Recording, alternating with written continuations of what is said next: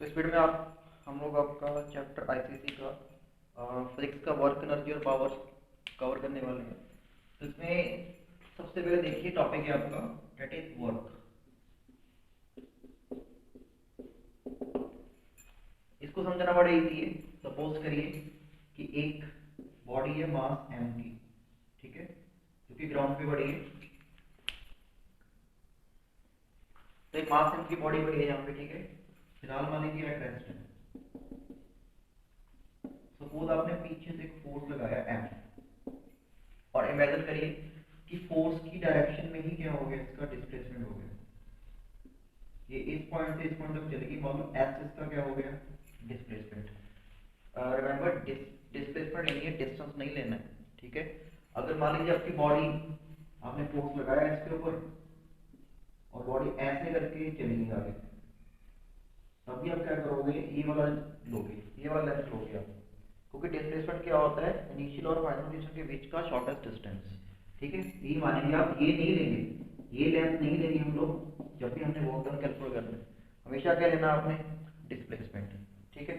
तो work done formula क्या बनेगा वर्क डन का ये फॉर्मूला कब वैलिड है, जो भी लिखवाने जा रहे हैं आपको, कि जब फोर्स और डिस्प्लेसमेंट दोनों एक ही डायरेक्शन में हो। तो फॉर्मूला क्या बनता है आपका कि work done is equals to force multiply by displacement. इसका वैलिडिटी क्या है, valid only if force and displacement are in same direction.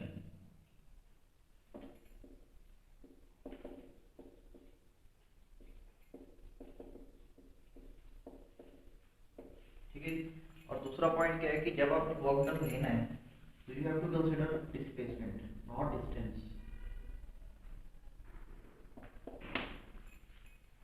जैसे इमेजिन करिए हम लोग किसी बॉडी को लिफ्ट कर रहे हैं ऊपर की ओर, ये मान लीजिए ग्राउंड है, एक मास m की बॉडी है, इसको ऊपर की ओर इस पाथ में लिफ्ट किया जा रहा है ऐसे, और हमने इसको एग्जैक्टली हाइट h तक क्या कर दिया, लिफ्ट कर दिया। और हमें पूछा जा रहा है कि इस केस में हमारा वर्क डन कितना रहेगा, कि हमने कितना वर्क डन किया होगा। तो सिंपल लॉजिक में देखिए, नीचे की ओर बॉडी का वेट लग रहा होगा, कितना होगा वो mg। तो आपको उस वेट को सपोर्ट करना पड़ेगा, तो आप उस वेट को उठा के इसको ऊपर क्यों लेके जा रहे हो।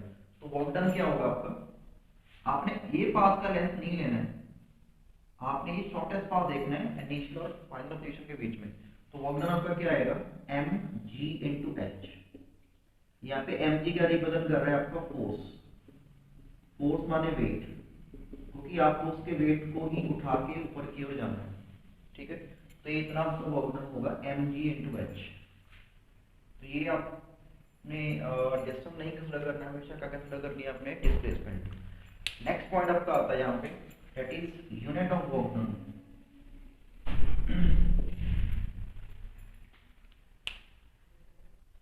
चलिए नेक्स्ट पॉइंट हमारा यूनिट ऑफ वर्क डन है, ध्यान से देखिएगा इसको। देखिए वर्क डन का फॉर्मूला आपका है फोर्स इनटू डिस्प्लेसमेंट।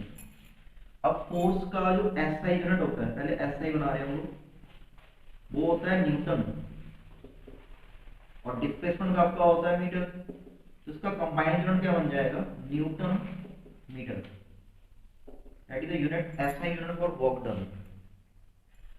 अगर आप on the same way CGS unit बनाना चाहेंगे, सीजीएस, तो सीजीएस के सिस्टम में फोर्स को नापते हैं इन टर्म्स ऑफ डाइन और डिस्प्लेसमेंट को नापेंगे इन टर्म्स ऑफ सेंटीमीटर। तो आपका कंबाइंड यूनिट क्या बन जाएगा, डाइन सेंटीमीटर, ठीक है। ये आपका एसआई है, ये आपका कौन सा है, सीजीएस। कई बार क्या होता है, हमें न्यूमेरिकल प्रॉब्लम में क्या होता है, फोर्स का यूनिट जैसे आपको दे दिया गया कि फोर्स कितना है, 10 kgf है, किलोग्राम फोर्स में आपको दिया होता है, ठीक है। तो आपने हमेशा क्या करना है, इसको अगर न्यूटन में कन्वर्ट करना है, इसको हमेशा आपने 9.8 से क्या करना है, मल्टीप्लाई करना है। तो जो भी आपको यहाँ पे आंसर आएगा वो आपका न्यूटन में आएगा। तो मोस्ट ऑफ न्यूमेरिकल प्रॉब्लम में हमें केजीएफ में दिया होता है, तो केजीएफ को न्यूटन में करने के लिए आपको किससे मल्टीप्लाई करना है, 9.8, या आप अपने हिसाब से इसको 10 से भी कर सकते हैं, ताकि आपका कैलकुलेशन क्या है, थोड़ा सा इजी हो जाए। तो आपका जो आंसर आएगा वो अप्रोक्सीमेट भी आएगा, एग्जैक्ट नहीं आएगा, ठीक है। तो ये थी वर्क डन का यूनिट अगली चीज जो आपको वर्क के बारे में पता होनी चाहिए कि वर्क एक स्केलर क्वांटिटी है, ये वेक्टर नहीं है, मतलब वर्क डन डायरेक्शन पे डिपेंड नहीं करेगा, डायरेक्शन इंडिपेंडेंट।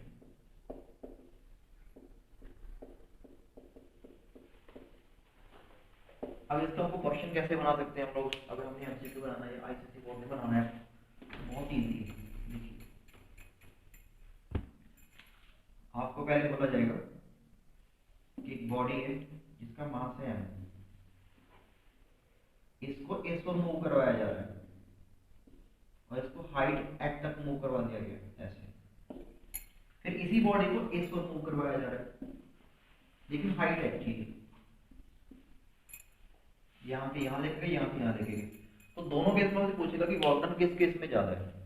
तुम्हारा यहाँ पे आंसर आएगा कि भाई सेम बॉडी है, सेम हाइट तक लेके जा रहे हैं, तो दोनों केस में उनका वर्क डन क्या आएगा, सेम आएगा, बिकॉज वर्क डन डायरेक्शन पे डिपेंड नहीं करता है। ठीक है जी, क्योंकि इस तरफ आप इस तरफ लेके जा रहे हैं, इस तरफ ऐसे लेके जा रहे हैं, लेकिन आपका डिस्प्लेसमेंट दोनों केस में क्या है, सेम है, तो दोनों केस में का वर्क भी क्या होगा, सेम होगा। जैसे आप कॉमन सा क्वेश्चन डाल सकते हैं यहाँ पे डायरेक्शन का कंसेप्ट होगा, तो आपने देखना है कि डायरेक्शन पे डिपेंड नहीं करेगा वर्क डन आपका।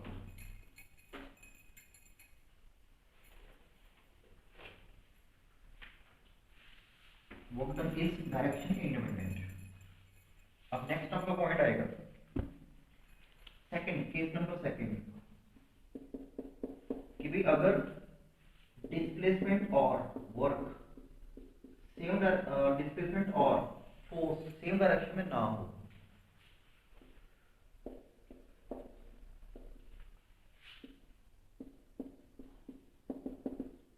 तो आपने कौन सा फॉर्मूला लगाना है, तो उसको ध्यान से देखिएगा। जैसे इमेजिन करिए ये ग्राउंड है, यहाँ पे बॉडी पड़ी है मास m की, आपने इसके ऊपर इस डायरेक्शन में फोर्स लगाया F, और आपके इस फोर्स के इफेक्ट से इस बॉडी का डिस्प्लेसमेंट इस डायरेक्शन में आ गया, दिस इज x। अब देखिए दोनों सेम डायरेक्शन में नहीं है, ये ऐसे जा रहा है, ये ऐसे जा रहा है, मान लीजिए दोनों के बीच में एंगल कितना है, थीटा। अब यहाँ पे इस केस में आपको डायरेक्ट फॉर्मूला नहीं लग पाएगा कि हम फोर्स को डिस्प्लेसमेंट से मल्टीप्लाई करेंगे, वर्क डन नहीं आएगा। अब आपको यहाँ पे ऐसा देखना है, मैं लिख देता हूँ, आप भी पूछ सकते हैं आपका एमसीक्यू में, कि वर्क डन हमेशा, वर्क डन ऑलवेज फोर्स का वो कंपोनेंट करता है, फोर्स का वो कंपोनेंट करेगा जो डिस्प्लेसमेंट की डायरेक्शन में होगा।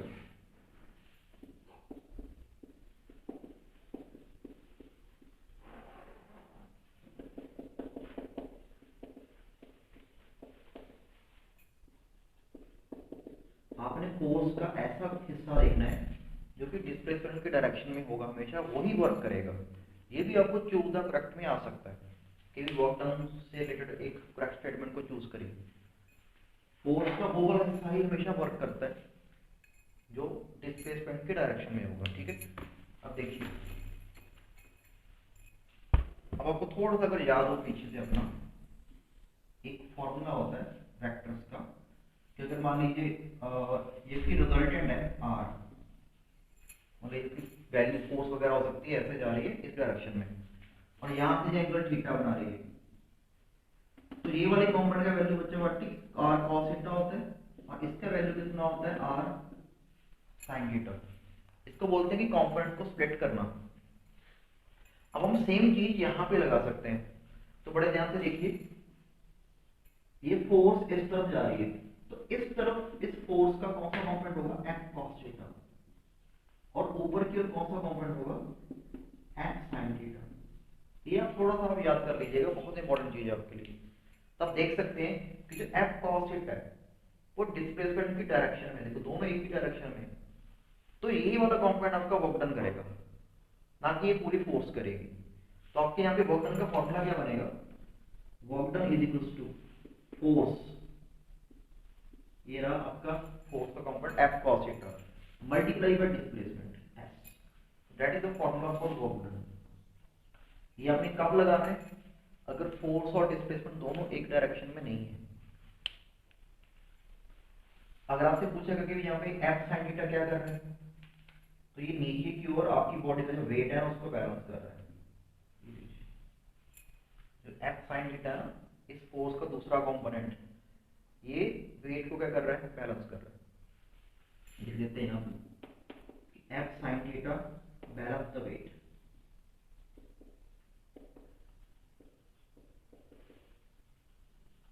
तो ये बहुत ही इंपॉर्टेंट फॉर्मूला है, इसको अच्छे से याद करिएगा।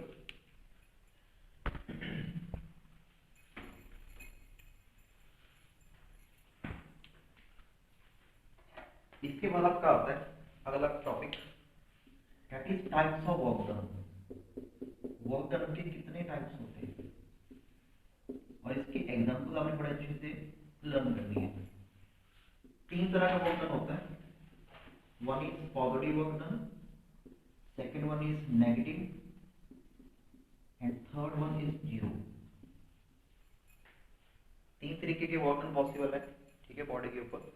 फर्स्ट देखिए पॉजिटिव कब होगा, कंडीशन क्या है, if force and displacement are in same direction.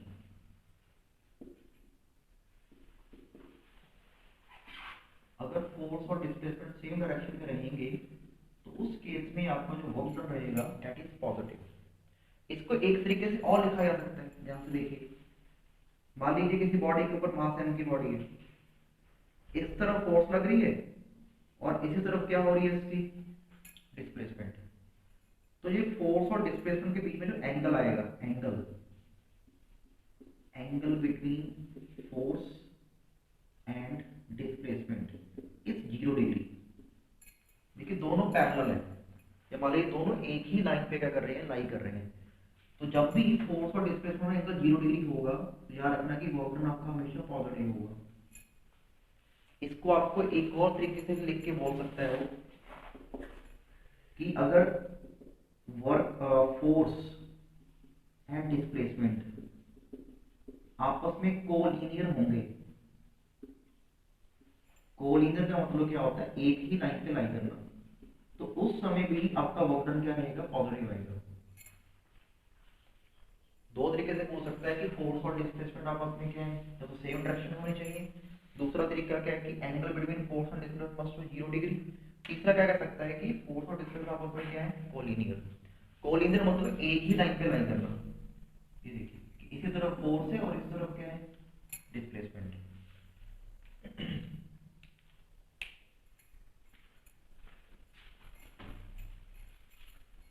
ये दूसरा कंडीशन था आपका पॉजिटिव वर्क डन का। अब थोड़ा नेगेटिव के बारे में देखिए। हम लोग वर्क डन को नेगेटिव कब बोलेंगे, बहुत इजी है, इसको उल्टाइए। इफ फोर्स एंड डिस्प्लेसमेंट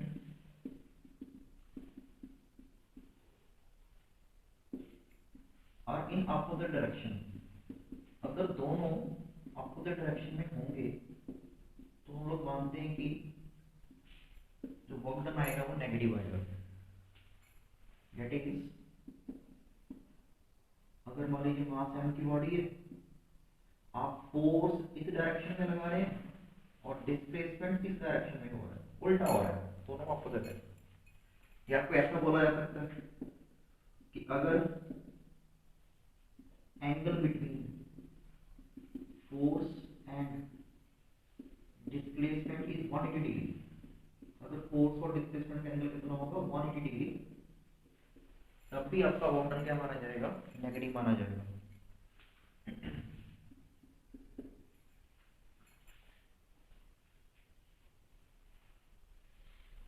या एक और कंडीशन है जो आप अगर हाई लेवल का पेपर बनाएगा तो वो आपको डाल सकता है, अगर फोर्स और डिस्प्लेसमेंट का एंगल 90 से बड़ा हो जाए, मतलब अगर फोर्स और डिस्प्लेसमेंट के बीच का एंगल 90 से बड़ा हो जाए, थीटा 90 से बड़ा हो जाए, ठीक है, तो उस समय आपका, और 180 से छोटा या उसके इक्वल हो, इस कंडीशन की अंदर आपको हमेशा नेगेटिव वर्क डन मिलेगा। तो ये आप याद रखेंगे, अगर थोड़ा सा हाई लेवल का पेपर बनाएगा तो आपको ये पूछ सकता है। तो करेक्ट को चूज करिए। हालांकि यहाँ तक बिल्कुल सही है, यहाँ तक कि अगर फोर्स और डिस्प्लेसमेंट अपोजिट है तो वर्क डन कौन सा होगा आपका, नेगेटिव।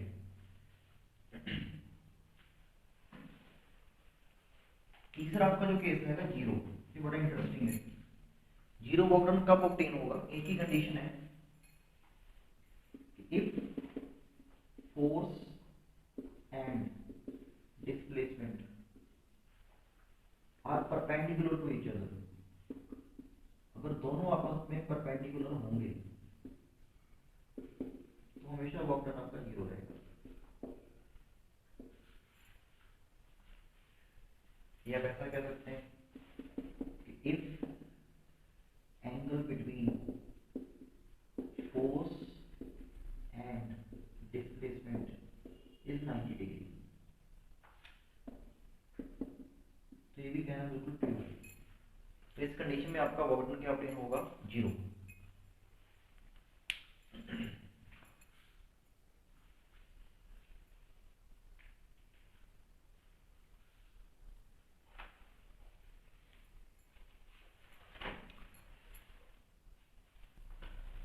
चलिए यहाँ तक आपको पता लग गया होगा। नेक्स्ट देखते हैं इनकी एग्जांपल्स कि भाई पॉजिटिव वर्क डन कब होगा, नेगेटिव कब होगा और जीरो कब होगा। कौन कौन सी एग्जांपल्स आपको दिमाग में रखनी है।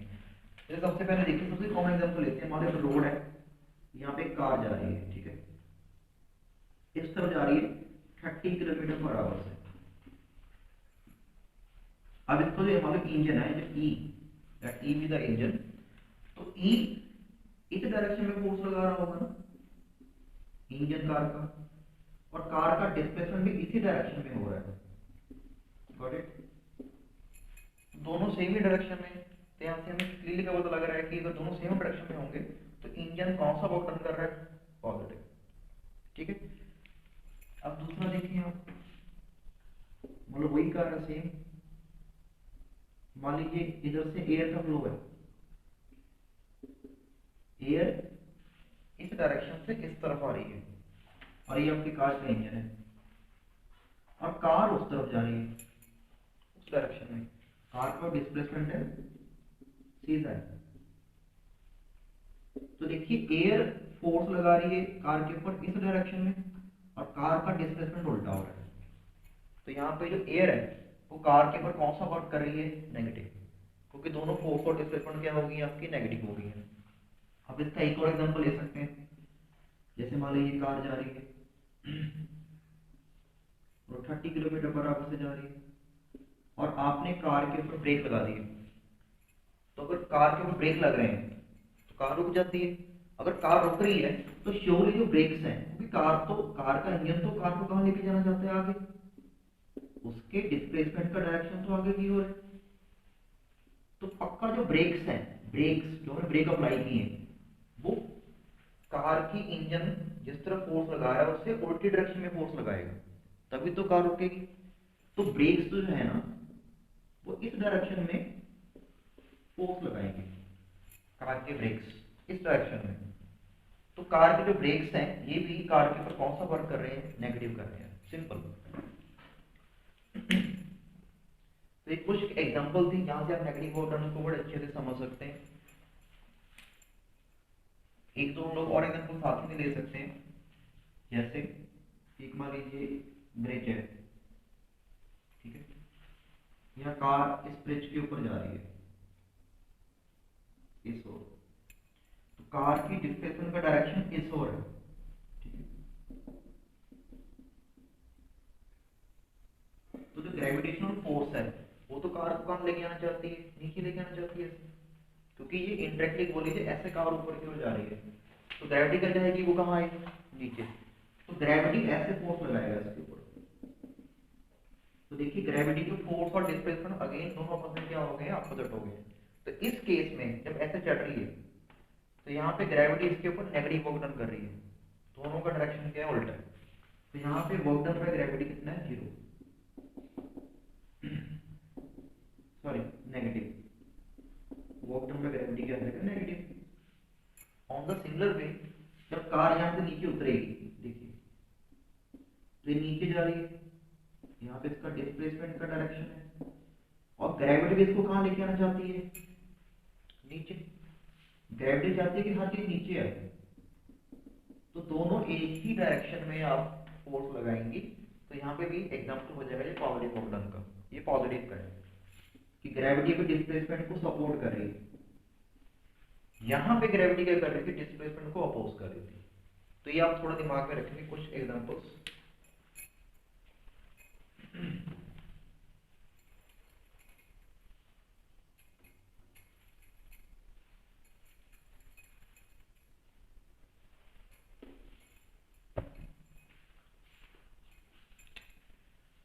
जैसे मान लीजिए ग्राउंड है, एक और एग्जांपल दे देते हैं हम लोग इस कॉन्सेप्ट को अच्छे से क्लियर करने के लिए।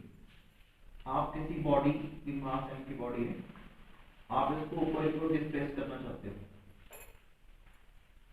आप अपने हाथ से मान लीजिए इसको ऊपर की ओर क्या कर रहे हो, डिस्प्लेस कर रहे हो। तो जब आपकी बॉडी फोर्स लगा रही है वो ऊपर को लगा रही है, जो आपका फोर्स है, और इस बॉडी का डिस्प्लेसमेंट भी कहाँ हो रहा है, ऊपर की ओर। तो दोनों सेम डायरेक्शन में है। तो आप जो वर्क कर रहे हो, आपका वर्क वो कौन सा माना जाएगा, positive. At the same time जो ग्रेविटी है वो कहाँ लग रही है, नीचे की ओर। वो चाहती है कि बॉडी नीचे आए, बट आपकी फोर्स के कारण बॉडी कहाँ जा रही है, ऊपर जा रही है। तो ग्रेविटी की फोर्स और डिस्प्लेसमेंट दोनों आपस में क्या होती है, अपोजिट। तो इस बॉडी के ऊपर जो ग्रेविटी है वो कौन सा वर्क डन कर रही होगी, नेगेटिव। तो ये एग्जांपल भी आपसे पूछा जा सकता है। पर्सन का वर्क डन पॉजिटिव होगा जो उसको लिफ्ट कर रहा है ऊपर की ओर। ग्रेविटी का वर्क क्या होगा यहाँ पे, नेगेटिव, जो कि उसको नीचे लेके आना चाहती है। ठीक है जी। तो एक कुछ के एग्जांपल थी पॉजिटिव और नेगेटिव की। चलिए अब हम कुछ के एग्जांपल देख लेते हैं जीरो वर्क डन की, बहुत ईजी होगी। इसकी दो या तीन ही मेन है। सबसे पहला मेन है सेंटीमीटर फोर्स का वर्क डन। सेंटीमीटर फोर्स अगर आपको थोड़ा सा पता होगा, जबकि पार्टिकल गोल घूमता है, किसी क्लोज पाथ में जाता है, तो उसके ऊपर कौन सा फोर्स लगता है, सेंट्रीपिटल। तो इन सिंपल वे, अगर कोई पार्टिकल एक सर्कुलर पाथ में जा रहा है, मास m का, वेलोसिटी v है, तो उस समय उसके ऊपर वर्क डन कितना रहेगा, जीरो रहेगा। कारण क्या है, क्योंकि सेंटीमीटर फोर्स हमेशा टुवर्ड्स द सेंटर लगती है, और जो उसकी वेलोसिटी है वो हमेशा ऐसे टेंजेंशियली रहती है। तो दोनों के बीच में हमेशा एंगल कितना आएगा आपका, 90 आएगा। आप सिंपल भाषा में याद कर सकते हैं कि जब कोई पार्टिकल क्लोज पाथ में जाएगा उसका वर्क डन हमेशा क्या रहेगा, जीरो। क्यों जीरो रहेगा, बिकॉज फोर्स और डिस्प्लेसमेंट आपस में क्या रहेंगी, परपेंडिकुलर। ये नोट कर लिया कि मैंने particle moving in any close path, अगर कोई पार्टिकल क्लोज पाथ में जा रहा है,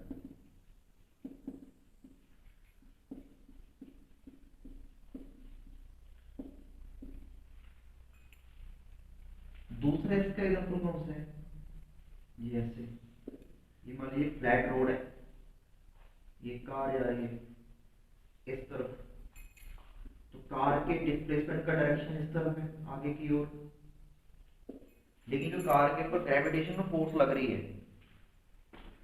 उसका डायरेक्शन क्या होगा, ऐसे नीचे की ओर, क्योंकि आपको पता है कि ग्रेविटी हमेशा towards the centre of earth लगती है। तो आप देखें ग्रेविटी की फोर्स और कार की डिस्प्लेसमेंट दोनों में आपका एंगल बन चुका है 90 डिग्री।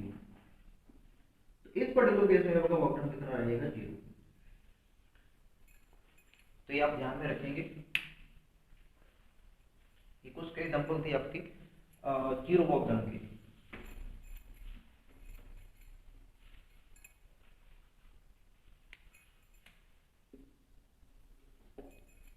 नेक्स्ट आपका टॉपिक आता है दैट इज पावर।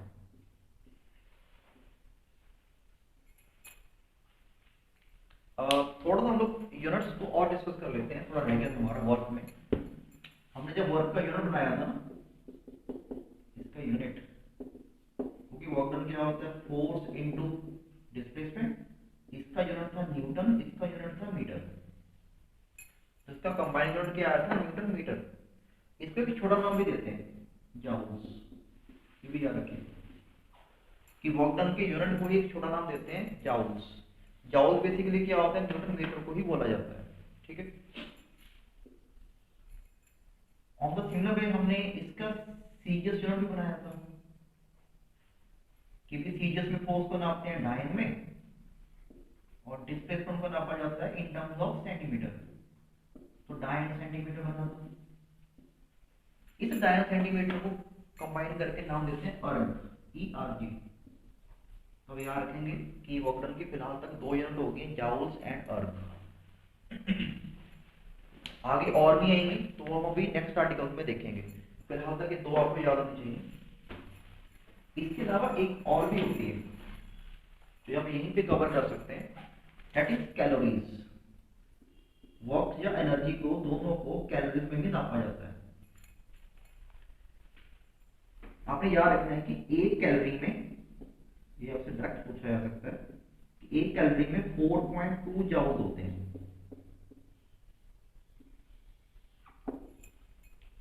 ये रिलेशन आप अच्छे से याद रखें, इंपॉर्टेंट है।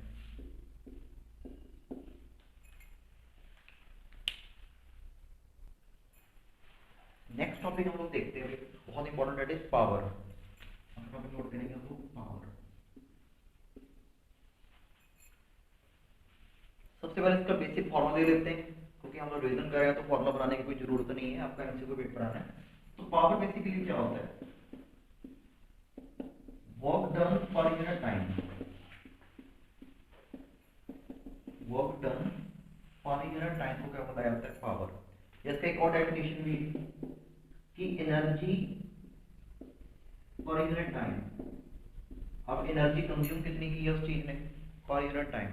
अब ये पर यूनिट टाइम का मतलब क्या है, जैसे मान लीजिए पर्सन है, वो 300 जाउल का काम कर रहा है 100 सेकंड में। कोई पर्सन होगा वो 300 जाउल का काम कर रहा है 100 सेकंड में। आपसे पूछेगा कि 1 सेकंड में वो कितना काम करेगा, तो 1 सेकंड में कितना करेगा वो, 300 जाउल बाय 100। ये जो कोई भी चीज 1 सेकंड में कितना काम कर सकती है, इसी रेशियो को देखिए, इसी रेशियो को बोलते हैं पावर। पावर बेसिकली क्या होता है, कोई चीज, कोई भी मशीन वगैरह 1 सेकंड में कितना काम कर सकती है। जब बोल लीजिए कोई भी चीज 1 सेकंड में कितना एनर्जी खा लेती है, जैसे हमारा फैन चलता है, एसी चलता है, तो जब वो चलते हैं तो वो हर सेकंड हमारी इलेक्ट्रिसिटी को कंज्यूम करते हैं, तो पर सेकंड कितना एनर्जी कंज्यूम कर सकता है, वही क्या होता है उसका पावर। इसका जो यूनिट होता है देखिए, क्योंकि एनर्जी का यूनिट क्या होगा, जाउल, एंड का क्या होगा, सेकंड्स, तो इसका कंबाइंड यूनिट क्या बनता है, जाउल पर सेकंड पावर का। ये भी आपको डायरेक्ट पूछ सकते हैं, जाउल पर सेकंड। पावर में लिख दो, यहाँ पे पावर क्या था कि कोई भी चीज या कोई भी इंस्ट्रूमेंट 1 सेकंड में कितना एनर्जी कंज्यूम करता है।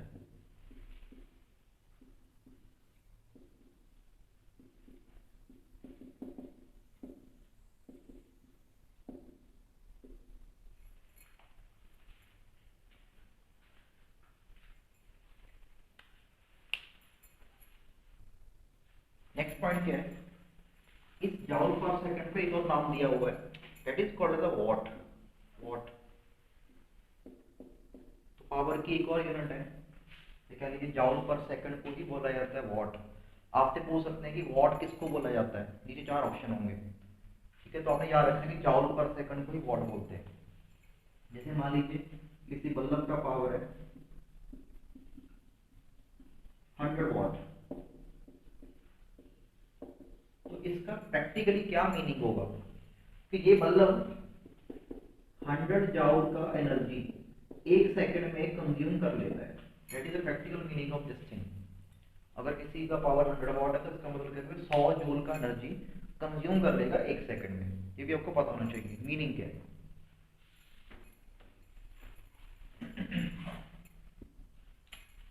इसके अलावा पावर की बड़ी यूनिट्स भी होती हैं, जैसे देखिए किलोवाट, एक तो छोटी यूनिट तो वॉट हो गई,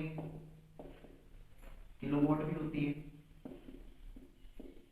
इसके अलावा हॉर्स पावर भी होती है, तो हम लोग ध्यान में रखेंगे। 1 किलोवाट में 1000 वॉट होते हैं, या बोल लीजिए 10⁻³ वॉट होते हैं। जो एक हॉर्स पावर है 1 HP, इसके अंदर 746 वॉट होते हैं। ये थोड़ा सा आपको रिमेम्बर करना पड़ेगा, ये आपको डायरेक्ट पूछे जा सकते हैं कि एक हॉर्स पावर में कितने वॉट होंगे। इसका उल्टा ही पूछा जा सकता है आपसे कि एक वॉट में कितने हॉर्स पावर होंगे, तो 1/746 आ जाएगा अगर बाई चांस पूछा जाता है। जस्ट इसको इधर डिवाइड कर देना है। इसके अलावा एक और यूनिट इसकी पॉपुलर है, that is megawatt. 1 megawatt, megawatt में 10⁻6 वॉट होते हैं। बस इतनी यूनिट्स हैं पावर की, आपको दिमाग में रखनी है।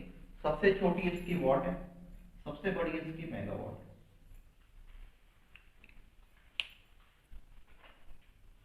ओके, नेक्स्ट पॉइंट देखिए, यहाँ से बहुत इंपॉर्टेंट पॉइंट है वो पॉइंट है। अभी हमने लिखा कि पावर क्या होती है, एनर्जी बाय टाइम। ठीक है जी। अब एनर्जी को यहाँ से आप निकाल सकते हैं, एनर्जी का फॉर्मूला क्या बन जाएगा, that is power multiply by time. अगर आप एनर्जी को छोटी यूनिट में नाप रहे हो, जैसे जाउल, तो पावर को वॉट में नापेंगे आप, और टाइम को किसमें नापेंगे आप, सेकंड में। तो जाउल किसके इक्वल आ जाएगा, वॉट इनटू सेकंड। लेकिन कई बार क्या होता है, जब आप एनर्जी की बड़ी यूनिट बनाते हैं, ध्यान से देखिएगा, तो पावर की भी बड़ी यूनिट यूज करते हैं, जो कि होती है किलोवाट, kW। और टाइम को सेकंड में नहीं नापते हैं, हमेशा आवर्स में नापते हैं जब बड़ी यूनिट करनी है एनर्जी की। तो ये एनर्जी का यूनिट बन गया नया वाला, बहुत इंपॉर्टेंट है ये। इसको बोलते हैं kWh, मतलब किलो वॉट आवर्स। इस पे आपके प्रीवियस ईयर में भी क्वेश्चन पूछे गए हैं कि एनर्जी का करेक्ट यूनिट कौन सा है, वहां पे एक kWh पे लिखा होता है। तो ये बड़ी यूनिट है एनर्जी की, किलोवाट आवर। एक और बहुत फेमस क्वेश्चन है कि 1 किलोवाट आवर में कितने जाउल होते हैं। 1 किलोवाट आवर में कितने जाउल होते हैं, इसको कन्वर्ट करने का बड़ा सौखा तरीका है। सबसे पहले किलोवाट को वॉट में कन्वर्ट करिए। 1 किलोवाट में कितने वॉट होते हैं, 1000, ठीक है, 1000 वॉट इनटू, फिर 1 आवर को कन्वर्ट करिए सेकंड में। 1 आवर में 3600 सेकंड होते हैं। जब इन दोनों को मल्टीप्लाई करेंगे, इट कम्स टू 36 × 10⁵। ये 3 जीरो है, 2 जीरो है, तो आपस में कंबाइन करके 10⁵ आ गया। ये इसको ऐसे भी लिखा जा सकता है 3.6 × 10⁶ जाउल्स। तो 1 किलोवाट आवर के अंदर कितने जाउल होते हैं, ये आप रिमेंबर कर लेंगे, बहुत इंपॉर्टेंट है।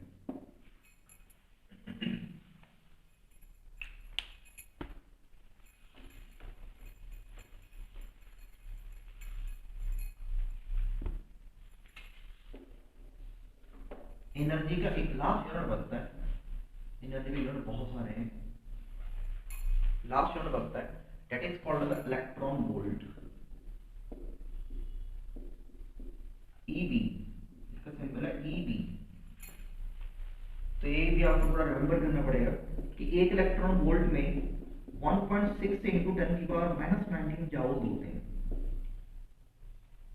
1 इलेक्ट्रॉन वोल्ट में 1.6 × 10⁻⁻19 जाउल होते हैं।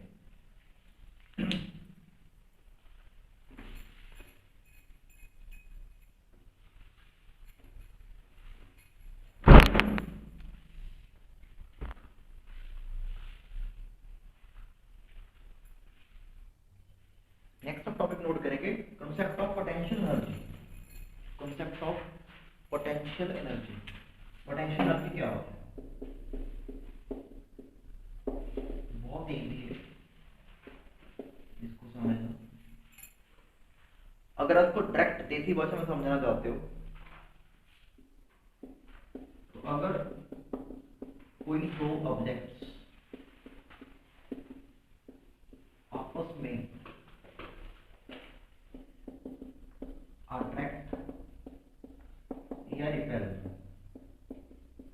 करना चाहते हैं,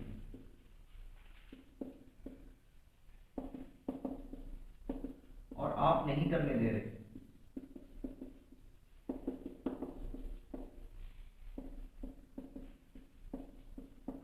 तो उन दोनों के बीच में एक पोटेंशियल एनर्जी फॉर्म हो जाता है। जैसे एग्जांपल तो मैग्नेट देख लीजिए, मान लीजिए नॉर्थ साउथ कुछ ऐसे है, तो ये दोनों आपस में अट्रैक्ट करना चाहते हैं। तो मैंने क्या किया, यहाँ से इसको पकड़ के रख दिया और यहाँ से इसको पकड़ के रख दिया और दोनों को अट्रैक्ट नहीं होने दे रहे हैं। तो जितना वर्क आपने इसको खींचने में लगाया होगा, जो वर्क आपने यहाँ पे खींचने के लिए लगाया है इन मैग्नेट्स को ताकि अट्रैक्ट ना हो, वही वर्क इनकी पोटेंशियल एनर्जी में कन्वर्ट होता है। ये इसका मीनिंग है, प्रैक्टिकल मीनिंग। हालांकि जो बुक्स हैं उसमें लिखा हुआ है कि पोटेंशियल एनर्जी बेसिकली बॉडी की पोजीशन के कारण बनती है।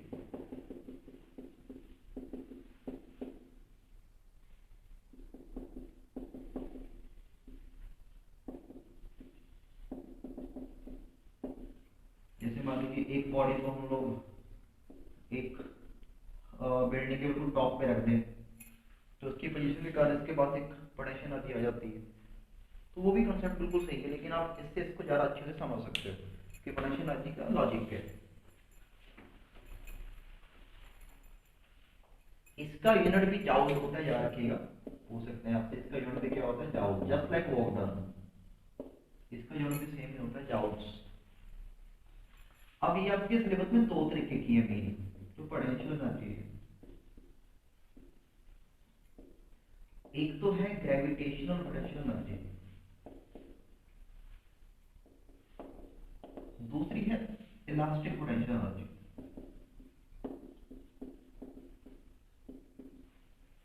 तो सबसे पहले हम लोग ग्रेविटेशन को देख लेते हैं। ये potential energy basically gravitational force के कारण बनती है।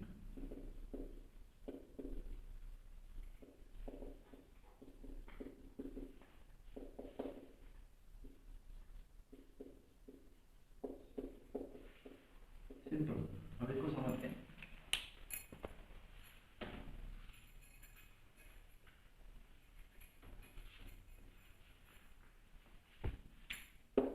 जैसे इमेजिन करिए ये हमारा ग्राउंड है, ठीक है, यहाँ पे हमारा ग्राउंड है और एक मास m की बॉडी को हमने यहाँ पे h हाइट पे ऊपर ले गए और इसको होल्ड करके रख दिया। हमने यहाँ पे m मास की बॉडी को होल्ड करके रख लिया। अब ग्रेविटेशनल फोर्स इसको नीचे की ओर क्या करना चाहती है, अट्रैक्ट, लेकिन मैंने उसको वहां से पकड़ रखा है और मैं उसको अट्रैक्ट नहीं करने दे रहा हूँ। तो जितना वर्क मैंने यहाँ पे करा होगा इस बॉडी के ऊपर, उसको उसी पोजीशन में रखने के लिए, तो वही वर्क यहाँ पे क्या बन जाएगा, उसकी पोटेंशियल एनर्जी। और इस पर्टिकुलर पोटेंशियल एनर्जी को बोलते हैं ग्रेविटेशनल पोटेंशियल एनर्जी, क्योंकि ये ग्रेविटेशनल फोर्स के कारण बनी है। सिंपल, जब कोई चीज नीचे आना चाहती है, आप उसको नीचे नहीं आने दे रहे हैं, तो सिंपल उसके बीच में क्या बन जाएगी, आपकी ग्रेविटेशनल पोटेंशियल एनर्जी। अब इसका जो फॉर्मूला होता है वो बड़ा ही इजी है, क्योंकि पोटेंशियल एनर्जी वर्क डन ही है। पोटेंशियल एनर्जी और वर्क डन दोनों आपस में इक्विवेलेंट है, और वर्क डन का आपका फॉर्मूला रहता है फोर्स मल्टीप्लाई बाय डिस्प्लेसमेंट, जब दोनों सेम डायरेक्शन में होंगे। तो बड़े ध्यान से देखिए, ये m मास की बॉडी नीचे की ओर कितनी फोर्स से आना चाहती है, नीचे की ओर जब अपने वेट से आना चाहती है, तो इसका वेट कितना होता है, mg। या कह लीजिए कि ग्रेविटी इसके ऊपर कितना फोर्स लगा रही है, mg, और इसका डिस्प्लेसमेंट कितना हुआ है, ये h। तो फोर्स का वैल्यू पुट कर देंगे mg, डिस्प्लेसमेंट का वैल्यू पुट कर देंगे h। तो that is the formula for potential energy. ये कह सकते हैं कि ग्रेविटेशनल पोटेंशियल एनर्जी का फॉर्मूला बन गया mgh, ठीक है। m बॉडी का मास, g पता ही आपको, acceleration due to gravity 9.8 metre पर सेकंड स्क्वायर, h आपका जो हाइट है, यहां तक उसको लेके जा रहे हो।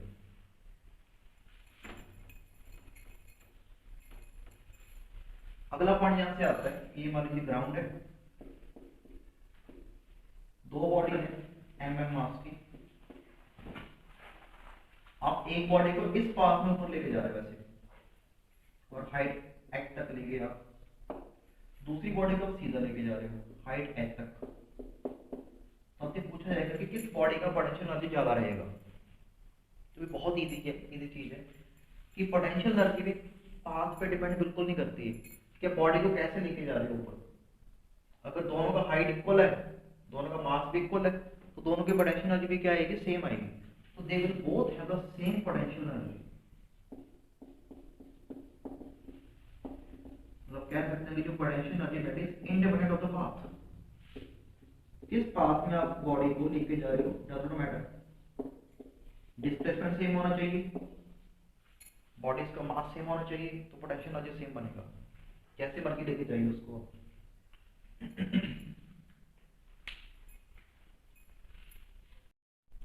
अब नेक्स्ट पॉइंट देखिए, यहाँ से आपको ग्रेविटेशन पोटेंशियल एनर्जी से क्वेश्चन पूछा जा सकता है, बट ध्यान से देखिएगा। इसका जो फॉर्मूला है दैट इज mgh, ठीक है। और आपको भी बताया मैंने कि ये पाथ इंडिपेंडेंट होती है, ठीक है। अगर आप किसी बॉडी को ऐसे लेके जा रहे हो डज नॉट मैटर, चाहे आप ऐसे लेके जा रहे हो, हाइट सेम है, आपका मास सेम है, उसका पोटेंशियल एनर्जी आपका सेम ही आएगा, ठीक है। अब नेक्स्ट पॉइंट क्या आपको छोटा सा न्यूमेरिकल दे सकता है। जैसे आप मान लीजिए आपको बोल देगा कि बॉडी है, उसको पहले हाइट एच तक लेके गए एम मास की बॉडी को, ठीक है। उसका कुछ ना कुछ पोटेंशियल एनर्जी बन गया होगा। सेकेंडली आपको बोला जाएगा कि इसी बॉडी को अभी एट हाइट 2h लेके जा रहे हैं, ठीक है, मास एम की बॉडी को। तो बताइए इनकी इनिशियल और फाइनल पोटेंशियल एनर्जी का रेशियो क्या आएगा। तो ये बहुत इजी क्वेश्चन है। देखिए सबसे पहले इनिशियल लिख लेते हैं पोटेंशियल एनर्जी।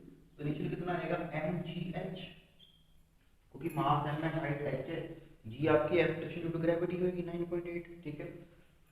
जो फाइनल आएगी देखिए, तो फाइनल क्या आएगी, mg into 2h। जब बोलिए 2mgh, क्योंकि यहाँ पे हाइट को ट्वाइस कर दिया गया है, ठीक है। तो हमारा जो रेशियो आएगा इनिशियल टू फाइनल, आपको फाइनल टू इनिशियल पूछा जा सकता है, तो वो आपका आएगा 1:2, ठीक है। यहाँ से हमें क्लियरली तो लगता है कि अगर आप हाइट को 2 गुना बढ़ाएंगे तो पोटेंशियल एनर्जी 2 टाइम्स ही इंक्रीज करेगी, बस लीनियर रिलेशनशिप है। अगर आपको बाई चांस इसका ग्राफ पूछा गया कि भाई पोटेंशियल एनर्जी वर्सेस हाइट का ग्राफ बताइए आप, पोटेंशियल एनर्जी वर्सेस हाइट, तो ये स्ट्रेट लाइन जाएगा, क्योंकि दोनों के बीच में लीनियर रिलेशनशिप आ रहा है। जैसे जैसे हाइट बढ़ेगी वैसे वैसे क्या करेगा, आपका पोटेंशियल एनर्जी बढ़ता जाएगा। Got it. चलिए अब नेक्स्ट टॉपिक पे चलते हैं। तो पोटेंशियल एनर्जी के ऊपर इतने क्वेश्चन पूछेगा वो, एक तो पाथ वाला, दूसरा आपको ये रेशियो वगैरह वाला पूछा जा सकता है, ठीक है। अब आप सेकंड देखिए, elastic potential energy, that is elastic potential energy, ये कब बनती है और इसके कौन कौन से एग्जांपल्स हैं। देखिए इसका सबसे पहले एग्जांपल देखिए आप, सपोज करिए हमारे पास एक स्प्रिंग है, ठीक है। ये एल मान लीजिए स्प्रिंग का नेचुरल लेंथ है, ये इसका नेचुरल लेंथ है, ओके। ये स्प्रिंग का नेचुरल लेंथ है, और स्प्रिंग हमेशा अपने नेचुरल लेंथ में ही रहना चाहता है। अगर आप इसको कंप्रेस करोगे या एक्सपेंड करोगे तो ये अपनी जगह पे वापस आएगा, ठीक है, because of its elasticity. Got it. अपनी पोजीशन को रीस्टोर करेगा। जो ऑब्जेक्ट अपनी पोजीशन को रीस्टोर करते हैं उनको लोग इलास्टिक ऑब्जेक्ट्स बोलते हैं। मान लीजिए हमने इसके ऊपर एक फोर्स लगाया F, ठीक है, तो ये वाला पोजीशन इसका सबसे स्टेबल पोजीशन है। सबसे स्टेबल मतलब इसका ये मीन पोजीशन है, ठीक है जी। ये भी डॉट मत रखिएगा, सबसे किसी भी चीज का सबसे स्टेबल पोजीशन उसका मीन होता है, ठीक है। आपने इसको फोर्स लगाया और इसको आपने खींच दिया लाइक दिस। मान लीजिए आपने इसको x एक्सटेंशन दे दिया, ठीक है, x अमाउंट ऑफ एक्सटेंशन आपने दे दिया, तो ये वाला पॉइंट इसका माना जाएगा एक्सट्रीम।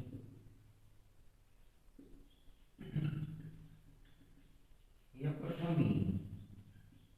Got it. देखिए अभी आपने इसको यहाँ पे होल्ड करके रखा हुआ है स्प्रिंग को, ठीक है। आपने यहाँ पे इसको होल्ड करके रखा हुआ है, सपोज करिए आपने फोर्स लगाई हुई है, लेकिन स्प्रिंग जाना कहाँ चाहता है, उसका सबसे स्टेबल पोजीशन कहाँ पे है, मीन। तो इस तरफ जाना चाहता है, लेकिन आप उसको आने नहीं दे रहे हैं। ये वही केस बन गया कि अब दो चीजें आपस में अट्रैक्ट करना चाहती हैं लेकिन आप उनको आने नहीं दे रहे हैं। तो जो आप यहाँ पे वर्क कर रहे होगे, जो आप यहाँ पे वर्क कर रहे होगे इस स्प्रिंग को यहीं पे होल्ड करने के लिए, वही वर्क इसकी कौन सी एनर्जी बन जाएगा, पोटेंशियल। तो मीनिंग यहाँ पे इतना है कि एक्सट्रीम पोजीशन पे यहाँ पे इसके पास पोटेंशियल एनर्जी सबसे मैक्सिमम होगा। आई होप आपको समझ लग गया होगा कि पोटेंशियल एनर्जी यहाँ पे इसका सबसे मैक्सिमम होगा, और इसी वाले पोटेंशियल एनर्जी को बोलते हैं इलास्टिक पोटेंशियल एनर्जी। ये वाली कि जब आप किसी इलास्टिक ऑब्जेक्ट को खींचते हो तो अपनी मीन पोजीशन को वो रीगेन करना चाहता है, तो कितना वर्क आपको उसके अगेंस्ट करना पड़ेगा कि वो रीगेन ही ना कर पाए, that is converts into the potential energy. Got it? तो अभी यहाँ आना चाहता है, तो अगर आप इसको छोड़ोगे तो ये वापस आएगा, लेकिन जब वापस आ रहा होगा विद वेलोसिटी v मान लीजिए, तो ये अपनी मीन पोजीशन पे नहीं रुक पाएगा because of inertia of motion. इसको ओवरशूट कर जाएगा कुछ ऐसे, यहाँ तक आ जाएगा, तो इसके अंदर दोबारा फिर पोटेंशियल एनर्जी बनेगी और ये दोबारा फिर पीछे की ओर जाएगा, वहां नहीं रुक पाएगा और दोबारा फिर एक्सपैंड कर जाएगा, मतलब वाइब्रेट करना स्टार्ट कर देगा। तो in simple language elastic potential energy का सबसे बेस्ट एग्जांपल है। ठीक है, दूसरे एक और एग्जांपल आपका सिलेबस का पार्ट है, दैट इज पेंडुलम। सपोज करें कि एक पेंडुलम है, ये इसका सबसे मीन पोजीशन मान लीजिए स्टेबल पोजीशन है मीन। सपोज करें हमने इसको यहाँ से डिस्टर्ब कर दिया, यहाँ ले गया इसको, तो that is called as its extreme position. अब पेंडुलम यहाँ नहीं रहना चाहता है, इधर आना चाहता है। Got it? तो अब मैंने उसको यहाँ पे होल्ड करके रखा हुआ है, तो जितना वर्क मैं यहाँ पे कर रहा हूँ ताकि ये इधर ना जा पाए, तो वो इसकी पोटेंशियल एनर्जी बन जाएगा। तो यहाँ पे इसका जो पोटेंशियल एनर्जी होगा वो मैक्सिमम रहेगा, और again this is called the elastic potential energy. ठीक है, तो इस तरफ आना जाएगा मीन की तरफ, यहाँ पे इसका पोटेंशियल एनर्जी सबसे ज्यादा क्या होता है, लो होता है। याद रखेंगे मीन पोजीशन पे पोटेंशियल एनर्जी सबसे ज्यादा लो होता है हमेशा, एक्सट्रीम पे क्या होता है सबसे ज्यादा मैक्सिमम। ठीक है, यहाँ इधर आएगा, लेकिन यहाँ रुक नहीं पाएगा ये, जब इस तरफ आ रहा होगा विद वेलोसिटी v, यहाँ रुक क्यों नहीं पाएगा, because of inertia of motion. अगर कोई चीज मूव कर रही है तो वो मूव ही करते रहना चाहती है। ठीक है, तो इसको ये ओवरशूट कर जाएगा और इस तरफ चला जाएगा, ये इसकी इस तरफ वाली एक्सट्रीम पोजीशन होगी, तो यहाँ पे इसके पास अगेन पोटेंशियल एनर्जी मैक्सिमम हो जाएगा। ये फिर आएगा यहाँ पे, अगेन इसका पोटेंशियल एनर्जी जीरो हो जाएगा। ठीक है, लेकिन इसको ओवरशूट करेगा और ऐसे से अपना वाइब्रेट करना स्टार्ट कर देगा। तो these are some examples of elastic potential energy. एक आप वो वाला देख सकते हो जो एरो वाला खींचते होते हैं, ठीक है, वहां पे भी आपकी इलास्टिक पोटेंशियल एनर्जी ही बन रही है। चलिए हमारा नेक्स्ट टॉपिक रहेगा दैट इज किनेटिक एनर्जी। बहुत इंपॉर्टेंट है, ध्यान से समझिएगा। ठीक है, सबसे पहले किनेटिक मतलब इन मोशन। तो इन सिंपल वे जब भी बॉडी आपकी मूव कर रही होगी किसी पर्टिकुलर डायरेक्शन में, अब मूव भी वो तीन तरीके से कर सकती है। देखिए, या तो वो ट्रांसलेशनल मोशन कर सकती है। ट्रांसलेशनल मतलब जब वो स्ट्रेट जा रही है सम वेलोसिटी v, या फिर वो कौन सा मोशन कर सकती है, रोटेशनल मोशन। ठीक है जी, मतलब वो रोटेट कर रही है किसी क्लोज पाथ में विद सम वेलोसिटी। तीसरा वो वाइब्रेट कर सकती है, वाइब्रेशनल, ऐसे ऐसे ऐसे अपनी मीन और एक्सट्रीम के बीच में वो क्या कर सकती है, वाइब्रेट। और ये मीन पोजीशन है, ये उसका एक्सट्रीम है। तो इन तीनों ही केसेस में उसके पास एक किनेटिक एनर्जी होगा, क्योंकि इन तीनों ही केसेस में क्या है, बॉडी मोशन में है। तो there are nearly 3 types of kinetic energies. ठीक है जी, which we call the translational kinetic energy, rotational and vibrational। एक मोशन और पॉसिबल है जब हम लोग ट्रांसलेशनल और रोटेशनल को प्लस कर देते हैं, मतलब अगर ये मोशन दोनों इकट्ठे होंगे, अगर ये मोशन दोनों इकट्ठे हो रहे हैं, ठीक है, तो उसको एक और नाम दे देते हैं rolling motion. This is called as rolling motion. तो रोलिंग मोशन आपका क्या रहेगा, ट्रांसलेशनल और रोटेशनल का कॉम्बिनेशन। ठीक है, तो ये रोलिंग किनेटिक एनर्जी भी पॉसिबल है। एग्जांपल दे देते हैं, जैसे कोई कार का टायर या साइकिल का टायर मूव कर रहा है, देखिए आगे की ओर, तो ये रोटेट भी हो रहा है और आगे भी बढ़ रहा है, सीधा सीधा भी जा रहा है। ठीक है, तो इसके पास ट्रांसलेशनल मोशन भी है, रोटेशनल भी है। Got it? तो ये 4 तरीके की आपकी किनेटिक एनर्जी पॉसिबल है, rolling, translational, rotational and vibrational. ठीक है, अब हम इसका छोटा सा फॉर्मूला बना लेते हैं। इसका फॉर्मूला बहुत ही इंपॉर्टेंट है। आप डेरिवेशन को चाहे छोड़ सकते हैं, ठीक है, चाहो तो एक दो स्टेप्स में तो उसको देख भी सकते हो डेरिवेशन को। तो अगर मान लीजिए मेरे पास एक मास m का बॉडी है, वो वेलोसिटी v के साथ आगे बढ़ रहा है, ठीक है, तो इसके पास जो किनेटिक एनर्जी बनता है that is half M V square. That is the formula for calculating the kinetic energy, ठीक है। बहुत ईजी है, कोई बड़ी बात नहीं है इसको ड्राइव करना भी। तो अब यहाँ पे आपको क्वेश्चंस कैसे पूछे जाएंगे। सबसे पहली बात यहाँ से आपको थोड़े से वेरिएशन वाले क्वेश्चन भी पूछे जा सकते हैं। फॉर एग्जांपल ऐसा आपको बोला जाएगा कि बॉडी है मास m की, एक दूसरी बॉडी है वो भी मास m की है, इसका स्पीड है v, इसका स्पीड है 2v, मतलब इसका स्पीड इसके मुकाबले क्या है, 2 गुना ज़्यादा है। तो what is the ratio of their kinetic energy. तो यहाँ का किनेटिक एनर्जी कितना आएगा बच्चे, that is half M V square. यहाँ का किनेटिक एनर्जी कितना आएगा, डैश ले लेते हैं, हाफ एम ब्रैकेट 2v का स्क्वायर। यहाँ पे गलती मत करिएगा, आप 2 को बाहर कर देते हो, पहले v का स्क्वायर करते हैं, 2v का होल स्क्वायर होगा। तो ये आपका आंसर क्या रहेगा, 1/2 m इंटू 4v स्क्वायर। जब आप दोनों का रेशियो लेंगे, ठीक है, वाली रेशियो लेते हैं इधर kinetic energy final bye kinetic energy initial, तो ये रेशियो आपका निकल के आएगा। ये जब रेशियो लेंगे तो सब कुछ कैंसिल हो जाएगा। It comes out to be 4:1।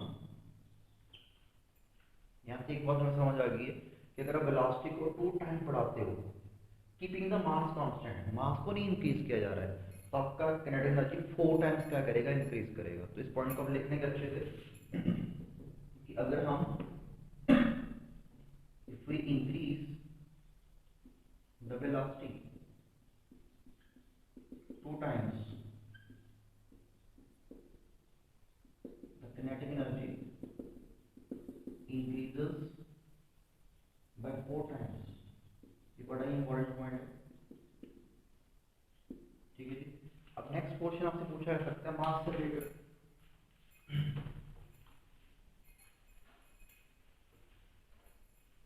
आपको बोला जाएगा कि एक बॉडी है मास m की, ये वेलोसिटी v से जा रही है, एक दूसरी बॉडी है मास 2m की, ये भी सेम वेलोसिटी v के साथ जा रही है।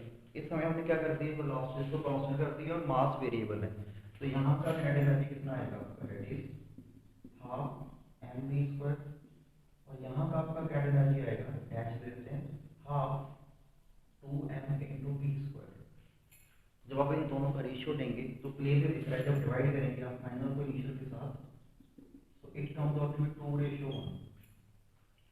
मतलब अगर आप मास को ट्वाइस करते हो तो किनेटिक एनर्जी भी ट्वाइस होगी। तो अगर आप किनेटिक एनर्जी को बढ़ाना चाहते हो, you want to increase the kinetic energy, the most effective way is to increase the velocity, क्योंकि वेलोसिटी को 2 गुना बढ़ाने से किनेटिक एनर्जी 4 गुना बढ़ेगी। ये भी आपसे पूछ सकते हैं, मास को 2 गुना बढ़ाने से किनेटिक एनर्जी सिर्फ 2 टाइम इंक्रीज की है। तो the most effective way is to increase the velocity.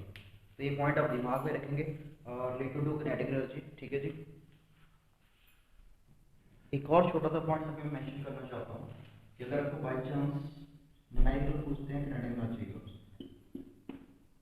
So while solving the numerical एक चीज आप ध्यान में रखिएगा कि आपने मास को हमेशा किलोग्राम में रखना है और वेलोसिटी को हमेशा मीटर पर सेकंड में रखना है, ठीक है।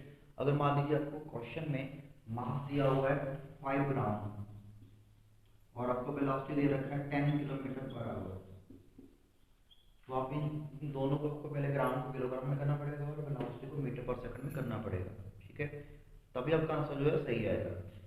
एग्जाम्पल अगर आपने 5 ग्राम को अगर 1000 में डिवाइड कर देंगे तो 1 किलोग्राम चला जाएगा, और अगर हम किलोमीटर पर आवर को 5/18 से मल्टीप्लाई करते हैं तो 1 मीटर पर सेकंड में चला जाएगा। ऐसे आपको कन्वर्जन भी दिमाग में रखने हैं, ठीक है, हमेशा किलोग्राम की जगह कहाँ रहनी चाहिए, हमेशा मीटर पर सेकंड में। ध्यान रखिएगा इस चीज़ को, बहुत इंपॉर्टेंट पॉइंट है। इसके अलावा आपको मास को हाँ वैसे मोस्टली ग्राम और किलोमीटर पर आवर का ही हो सकता है, बाकी कन्वर्जन सेंटीमीटर पर सेकंड आ गया तो मीटर में कर लीजिएगा 100 से डिवाइड करके, ठीक है। सेंटीमीटर पर मिनट आ गया तो 100 और 60 से डिवाइड कर दीजिएगा, वो सेकंड में हो जाएगा। तो ऐसे आप कन्वर्जन को कर सकते हैं। दिमाग में क्या रखना है कि भी मास केजी में रहना चाहिए और वेलोसिटी किस में रहनी चाहिए आपकी, मीटर पर सेकंड में। चलिए नेक्स्ट पॉइंट में चलते हैं, that is law of conservation of energy, या कह सकते हैं कि इंटर कन्वर्जन ऑफ एनर्जी।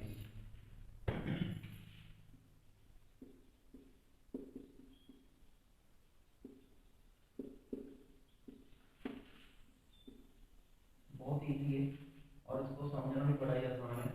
सबसे पहले इसका स्टेटमेंट लिखते हैं कि लॉ कहता क्या है। देखिए लॉ बड़ा इजी है कि ना तो आप एनर्जी को बना सकते हो, ना उसको डिस्ट्रॉय कर सकते हो। कर क्या सकते हैं हम लोग, जस्ट उसको एक फॉर्म से दूसरी फॉर्म में चेंज कर सकते हैं। आप इसको एग्जांपल से समझ सकते हैं। देखिए हर एक फाइनेंशियल ईयर के बाद जो हमारी RBI है, रिजर्व बैंक ऑफ इंडिया, वो क्या करती है, हमारी कंट्री को एक पर्टिकुलर अमाउंट ऑफ मनी देती है। ठीक है, मान लीजिए उन्होंने हमें 10,000 करोड़ दे दिया, तो हमें क्या करना पड़ेगा, अभी इसके अलावा हमें कोई पैसा नहीं मिलेगा पूरी कंट्री को। तो इसी पैसे से हमें पूरा अपना ईयर निकालना पड़ेगा, जब बोलते फाइनेंशियल ईयर निकालना पड़ेगा। तो करते क्या हम लोग, इस पैसे को सर्कुलेट करते हैं। चाय वाले को दे दिया, सब्जी वाले को दे दिया, सब्जी वाले ने फर्दर किसी को दे दिया, मतलब अमाउंट फिक्स है। तो लोग इसको चलाते कैसे हैं, वी सर्कुलेट, पैसे को सर्कुलेट करते हैं। सिमिलरली यूनिवर्स में एनर्जी का अमाउंट फिक्स है, तो हम लोग उसको चेंज नहीं कर सकते हैं। हम सिर्फ क्या कर सकते हैं, उसको सर्कुलेट कर सकते हैं from one form to another form. That is the law of conservation of energy. ठीक है, जैसे एग्जांपल के तौर पे किनेटिक पोटेंशियल में कन्वर्ट हो सकती है, potential also converts into kinetic.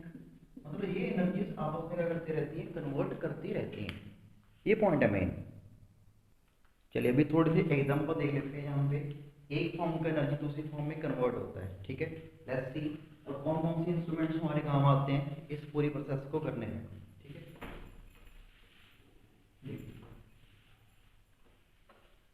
Suppose करिए ये ग्राउंड है, हमने एक मास m की बॉडी को पहले ग्राउंड पे रखा होगा। ठीक है, तो इस समय इसका जो पोटेंशियल एनर्जी होगा दैट इज 0। जब कोई ऑब्जेक्ट ग्राउंड पे है तो उसका पोटेंशियल एनर्जी हम लोग कितना मानते हैं, 0। सपोज करिए आपने इसको हाइट h पे उठा दिया, तो इसके पास अभी एक पोटेंशियल एनर्जी बन चुका है, मैक्सिमम रहेगा, जिसको बोलते हैं हम लोग ग्रेविटेशनल पोटेंशियल एनर्जी। ठीक है, लेकिन यहाँ पे फिलहाल इसको होल्ड करके रखा गया है, तो इसका जो वेलोसिटी है वो 0 है। यहाँ पे इस पोजीशन में इसका वेलोसिटी कितना है, 0 है। तो इसके पास काइनेटिक एनर्जी कितना रहेगा, इट इज 0। Got it. तो अगर आप इन दोनों एनर्जीज का प्लस करते हैं, सम करते हैं, that is kinetic energy plus potential energy, इन दोनों को सम करके एनर्जी आता है टोटल, जिसको बोलते हैं टोटल एनर्जी। एक और नाम देते हैं इसको मैकेनिकल एनर्जी, या तो कई बार टोटल एनर्जी लिख देते हैं T डॉट E। तो law of conservation of energy का कहता है कि ये जो मैकेनिकल एनर्जी है, ये जो टोटल एनर्जी है, ये हमेशा कांस्टेंट रहेगी, इट ऑलवेज रिमेन्स कांस्टेंट। ये चेंज नहीं कर सकते आप। कई बार आपसे पूछ सकते हैं इस फॉर्म में भी कि क्या मैकेनिकल एनर्जी कभी चेंज हो सकती है, तो हमारा आंसर रहेगा no, it always remains constant. इन दोनों का प्लस हमेशा ही एक कांस्टेंट के इक्वल आएगा। एग्जांपल देखते हैं। तो सपोज करिए यहाँ पे किनेटिक 0 था और पोटेंशियल क्या था, मैक्सिमम था। अब सपोज करें हमने यहाँ इसको छोड़ दिया, इसको हमने नीचे गिरने दिया, तो जैसे ही नीचे आ रही होगी तो इसका कोई ना कोई स्पीड हो जाएगा, नीचे गिर रहा है तो कुछ ना कुछ स्पीड से करेगा, और इसका स्पीड कितना है, v।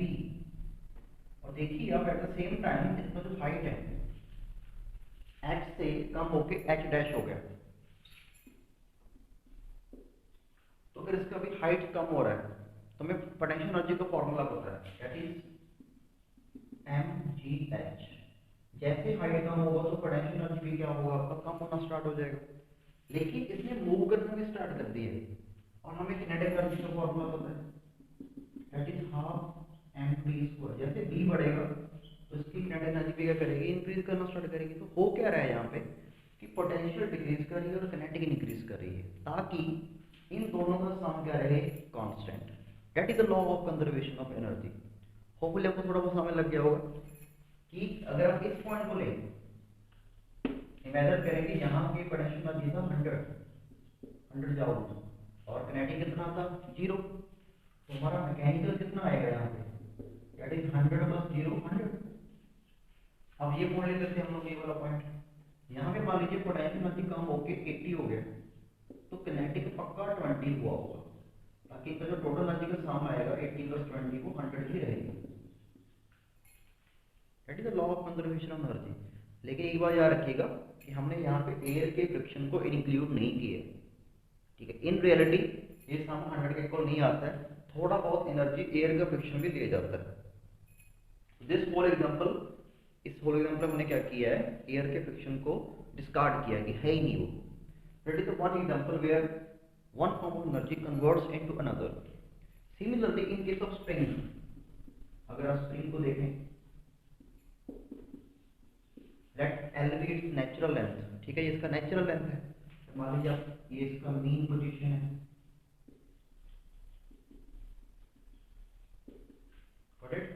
आपने इसको फोर्स लगा के यहाँ ले गया, इसको एक्सट्रीम पोजीशन में,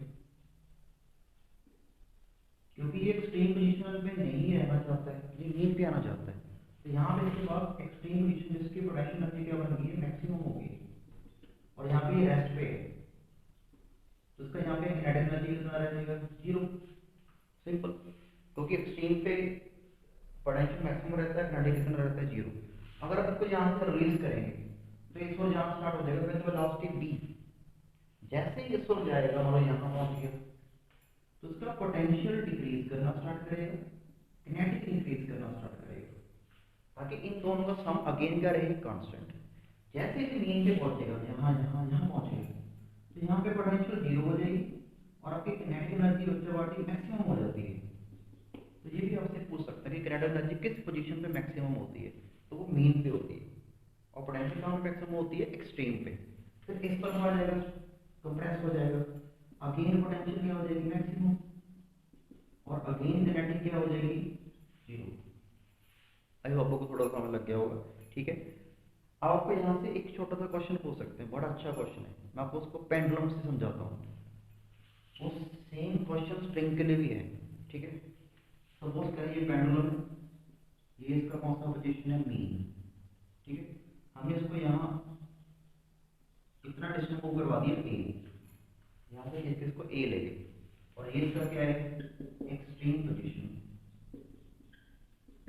तो जस्ट लाइक स्प्रिंग, यहाँ पे पोटेंशियल एनर्जी आपका क्या रहेगा, मैक्सिमम, और किनेटिक क्या रहेगा आपका, 0, ठीक है। अब ये a क्या कहलाएगा, इसका एम्पलीट्यूड, क्योंकि आपने इसको कितना खींचा ऊपर की ओर, that is called as its amplitude. आपसे क्वेश्चन पूछेगा, ठीक है कि यहाँ पे किनेटिक 0 पोटेंशियल मैक्सिमम है, जैसे आप इस ओर आओगे, इस वेलोसिटी p इस ओर, तो किनेटिक बढ़ना स्टार्ट होगा और पोटेंशियल डिक्रीज होना स्टार्ट होगा, और फाइनली मेन पोजीशन पे पोटेंशियल 0 हो जाएगा और किनेटिक क्या हो जाएगा, मैक्सिमम। ये तो हमने पढ़ा स्प्रिंग सिस्टम में। तो ऑन द सेम वे यहाँ रुकेगा नहीं, इनर्शिया ऑफ मोशन के कारण इसको ओवरशूट कर जाएगा, तो यहाँ आ गया, तो अगेन आपकी पोटेंशियल क्या होगी, मैक्सिमम, और किनेटिक क्या होगी, ये 0। चलता रहेगा इसका। पर आपसे क्वेश्चन क्या पूछना उसने कि भाई यहाँ पे ऐसा पोजीशन ढूंढिए, यहाँ पे मान लो ये वाला पोजीशन है, किस पोजीशन के ऊपर पोटेंशियल और किनेटिक आपस में इक्वल होते हैं, कि किस पोजीशन पे आपका पोटेंशियल किनेटिक के इक्वल हो जाता है। तो ये आप याद रखना अच्छे से, मैं शॉर्टकट से बता रहा हूँ इसको, ठीक है। तो वो होता क्या है, दैट इज a/√2, इस पोजीशन में जाके होता है, मतलब ये टोटल डिस्टेंस ट्रैवल कर रहा है a, ऐसे इस पर भी कितना कर रहा होगा, a ही कर रहा होगा। तो जब ये अपने एक्सट्रीम, जब मेन पोजीशन से a/√2 दूर होगा, मान लो यहाँ ये डिस्टेंस कितना हो जाएगा, a/√2, उस समय इसका पोटेंशियल और किनेटिक आपस में इक्वल हो जाते हैं। ये पॉइंट आप याद रखिएगा कि पोटेंशियल इक्वल्स टू किनेटिक,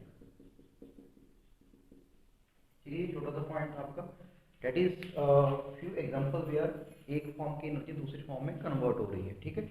इसके अलावा भी हमें कुछ और एग्जांपल देखनी पड़ेंगी ताकि आपको पेपर में कोई दिक्कत ना आए। चलिए नेक्स्ट टॉपिक पे चलते हैं, बहुत इंपॉर्टेंट है। जब मैंने आपके सामने एक चार्ट बनाया है, ठीक है, जिसमें एक फॉर्म की एनर्जी को दूसरी फॉर्म की एनर्जी में कन्वर्ट करते हुए दिखाया गया है, और कौन सा डिवाइस इसको कन्वर्ट करता है वो भी मैंने एरो को लिख दिया है। एग्जाम्पल के तौर पर देखिए, अगर आप इलेक्ट्रिकल एनर्जी को साउंड में कन्वर्ट करना चाहते हो, ठीक है, तो यू नीड अ स्पीकर। अगर आप साउंड को इलेक्ट्रिकल में कन्वर्ट करना चाहते हो, यू नीड अ माइक्रोफोन, ठीक है। और सिमिलर वे इलेक्ट्रिकल अगर आप केमिकल में कन्वर्ट करना चाहते हो, तो जब हम बैटरी को चार्ज करते हैं तो इलेक्ट्रिकल एनर्जी जाती है और केमिकल में कन्वर्ट होती है।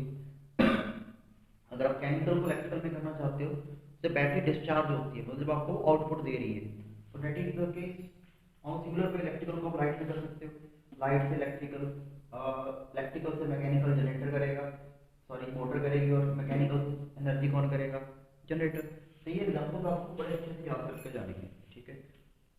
अपनी बुक पे आप देखेंगे या यहाँ से आप स्क्रीन शॉट ले सकते हैं इसका, तो आपको ये डिवाइसेस आनी चाहिए बड़े अच्छे से, ठीक है। बहुत इंपॉर्टेंट टॉपिक है ये कि कौन सी फॉर्म ऑफ एनर्जी को कौन सा डिवाइस लेके जाता है, ठीक है। चलिए नेक्स्ट टॉपिक पे चलते हैं, बड़ा इंपॉर्टेंट है, that is work energy theorem. है क्वेश्चन बहुत इजी है, कहना क्या था इनका थोड़ा देखते हैं। मान लीजिए एक मास एम की बॉडी है, ये यू वेलोसिटी से मूव कर रही थी, यू वेलोसिटी, ठीक है।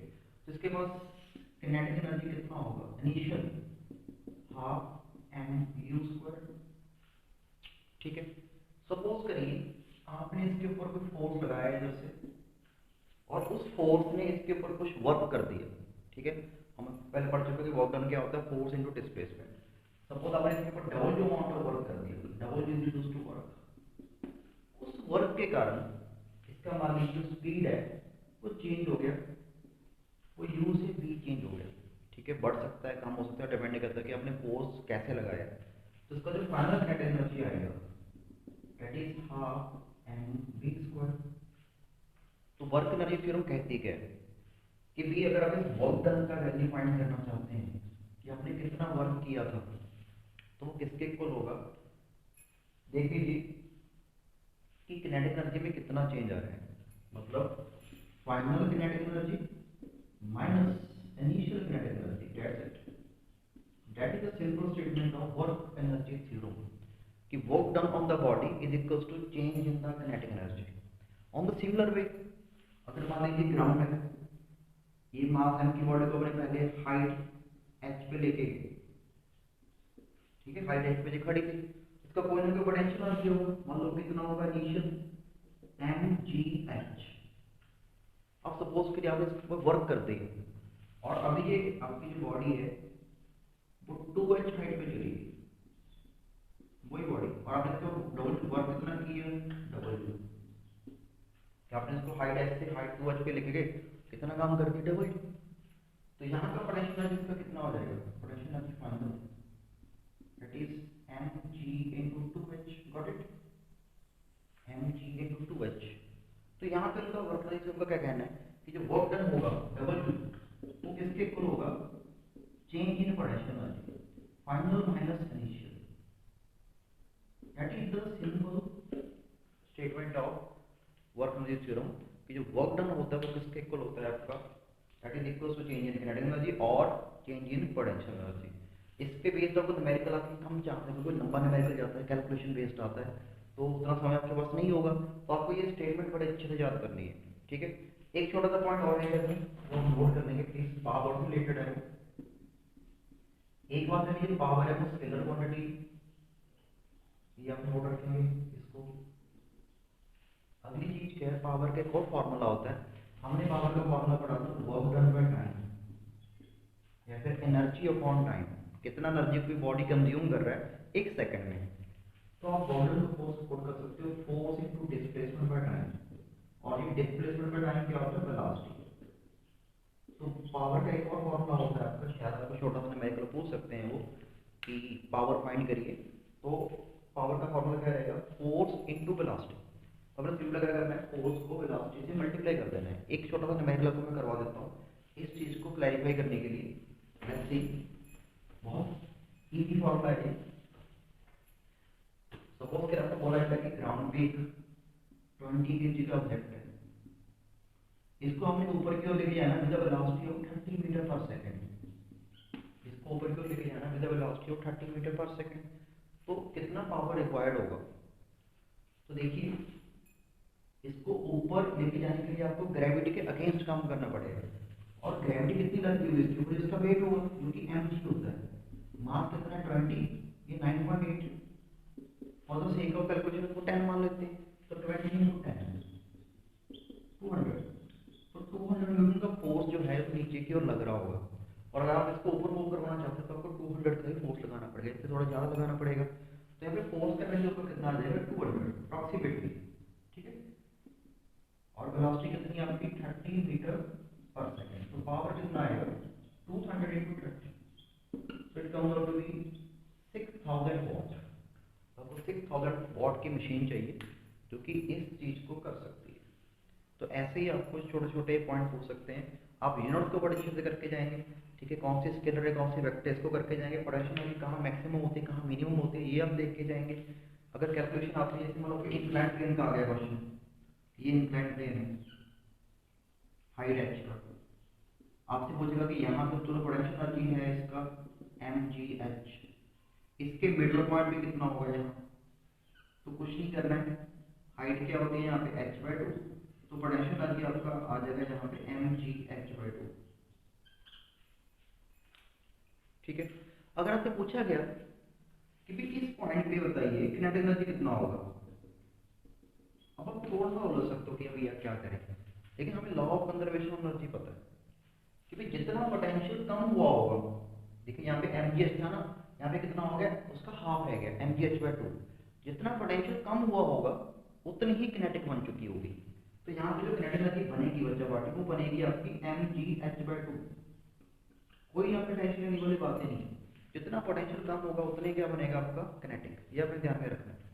इसका उल्टा भी ट्रू है, जितना किनेटिक कम होगा उतना ही आपका पोटेंशियल बनेगा, तो एक पॉइंट ध्यान रखिएगा कि इस मिडिल पॉइंट पे वो पोटेंशियल किनेटिक कितना रहेगा mgh/2, अगर आपको वैल्यू दी थी और 70 जाऊं तो मिडिल में पोटेंशियल एनर्जी रह जाएगी 35 जाऊं, और 35 भी क्या बन जाएगी आपकी किनेटिक, तो ये पॉइंट आप प्लीज ध्यान में रखिएगा, ये इंक्लाइन प्लेन वाला क्वेश्चन आपके सैंपल पेपर में आया हुआ है, बहुत ईजी है, बस आप बेसिक अच्छे से क्लियर करके जाइएगा, होपफुली आपका पेपर बहुत अच्छा होगा। अगर आपको वीडियो अच्छी लगे तो प्लीज इसको लाइक कर दीजिए, ठीक है, और ऐसे ही आपको वन शॉट वीडियो सभी चैप्टर्स की मिलेंगी।